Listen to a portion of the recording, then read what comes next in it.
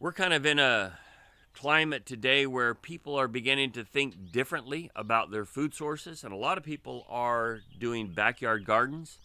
Where we are, the soil conditions are terrible. The water here is scant, and we also have a situation where there's a lot of varmints. So we have a raised garden set up here, and tried it last year. Didn't get enough sun. Going to try it again, see if we can do better. Come across this seed packet. There's 40 different seed packets in this packet. They're all heirloom, and it was a smoking deal, so I thought, well, we'll try it. Well, it becomes overwhelming when you begin to think about all of the different planting times, when you begin to think about all the different soil requirements, when you begin to think about all the different water requirements, and so it's caused me to study more.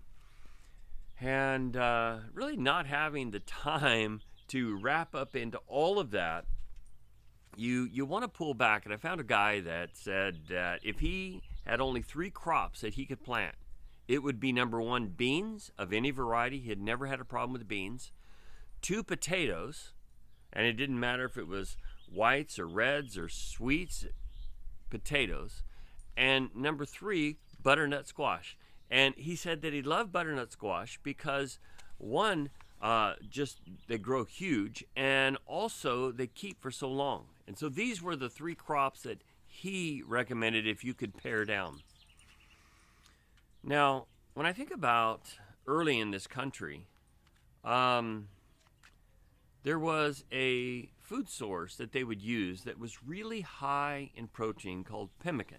And people are beginning to talk about this once again. And you take really lean meat and you slice it up, and you really take it beyond the point of jerky to where you can where it becomes kind of powdery, and then you grind it to where it does create a powder, and then you add fat to it, and that has to be rendered, and then you could add dried fruits to it as well. And so this they would make into a bar, and they would carry it with them, very, very high in calorie count, and it would sustain them.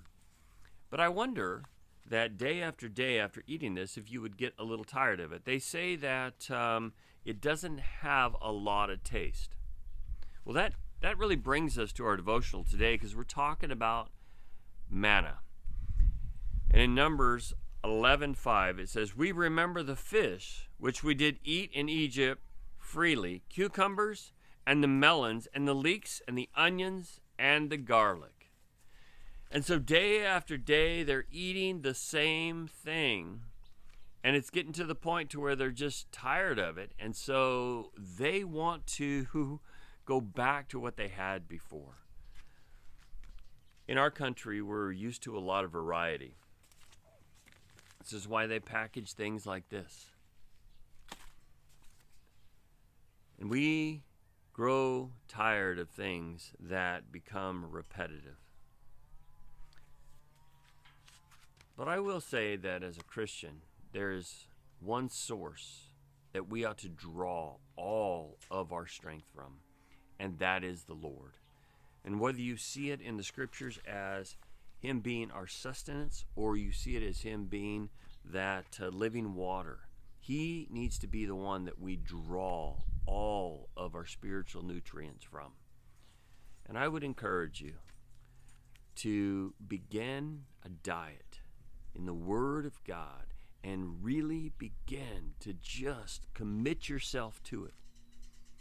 And I think that it would be different than the manna. I think it would be different from getting tired of eating the same thing. I think what will happen is you will develop an appetite for spiritual things, and you will see your entire life completely change.